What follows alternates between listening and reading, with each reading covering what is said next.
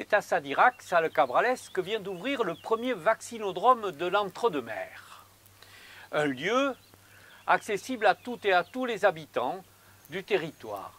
Ils pourront s'y faire vacciner contre le Covid-19 avec des injections de vaccins antigéniques. Christophe de Bonnetemps fait partie des premiers vaccinés. Il n'a pas traîné, il a pris rendez-vous sur Doctolib. J'ai pris rendez-vous il y a 15 jours à peu près par internet. Je regardais surtout le centre de vaccination qui était autour de mon domicile.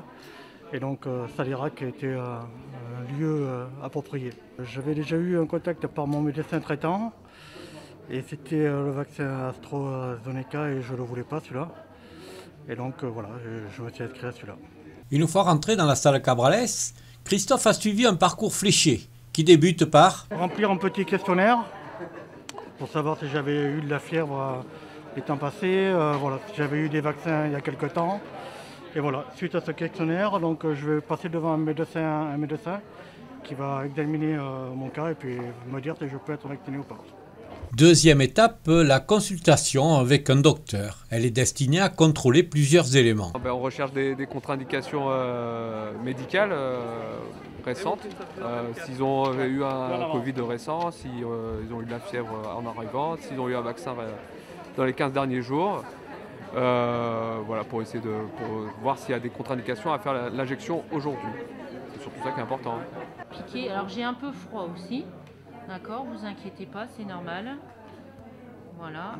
Allez, 1, 2, 3. Ça va? Oh oui, ça va. Voilà. Je suis habitué des piqûres. Et oui, vous. Mais là, avec le boîtier, du coup. C'est beaucoup plus simple. C'est plus simple quand même. Plus vivable. Ah oui, tout à fait. Allez, 1, hop. Fruit de la volonté des élus des 3 communautés des communes du Créonais, des Portes de l'Entre-deux-Mers et des Coteaux bordelais, ce centre apporte une solution de proximité aux habitants qui souhaitent se faire vacciner. Alors, on a surtout un enjeu de santé publique majeur. C'est ça qui a motivé les 3 communautés de communes et quand l'occasion s'est présentée, on n'a pas hésité une seule seconde. La coopération a été vraiment dans un excellent état d'esprit et qui a permis d'aboutir à ce résultat. On a mobilisé les personnels médicaux des 3 communautés de communes, on a mobilisé du personnel des 3 communautés de communes, on a mutualisé les coûts, etc. Et ça nous permet d'avoir le résultat avec l'ouverture de ce centre depuis le 16 avril. Durant de nombreuses semaines, on s'est interrogé pour monter un centre de vaccination par communauté de communes. Et puis, in fine, au dernier moment, effectivement, l'ARS nous a dit, écoutez, nous, on n'est pas tellement favorable pour avoir un centre de vaccination au niveau des communes de communes, des Portes de l'Entre-deux-Mers, des Coteaux bordelais, du Créonais et de Saint-Loubès. On préférerait qu'effectivement, il y ait un centre de vaccination. Et très naturellement, on s'est retourné vers Sadirac, qui nous a paru être le mieux à même d'accueillir ce centre de vaccination. Il dessine aussi un autre fonctionnement pour l'avenir. Il faudra demain reconstruire le tissu social, reconstruire le tissu économique et nous aurons besoin de nous épauler les uns les autres pour y parvenir. Et je crois que ce territoire du cœur entre-deux-mers que nous représentons a une partition à jouer, une belle partition. Donc qu'est-ce que ça veut dire? Ça veut dire qu'entre ces territoires de l'Entre-deux-Mers, on a des choses à faire ensemble. En 2023, nous aurons le lycée de l'Entre-deux-Mers, qui n'est pas le lycée de Créon, mais le lycée de l'Entre-deux-Mers. Et nous avons d'autres sujets de coopération, la mobilité notamment, les questions de mobilité des habitants. Je pense qu'il y a plein de sujets sur lesquels nous aurons effectivement sans doute à travailler ensemble. Je parle en particulier de la mobilité.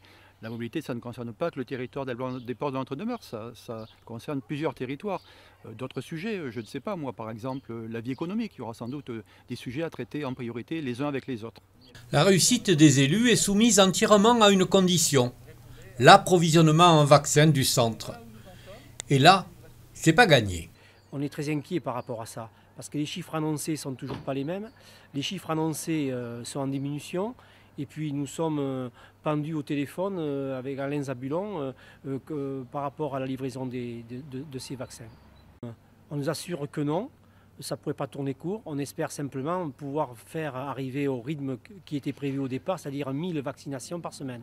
Dans ces cas-là, le centre serait ouvert tous les jours, du lundi au samedi, voire peut-être le dimanche, jusqu'à l'automne, septembre-octobre.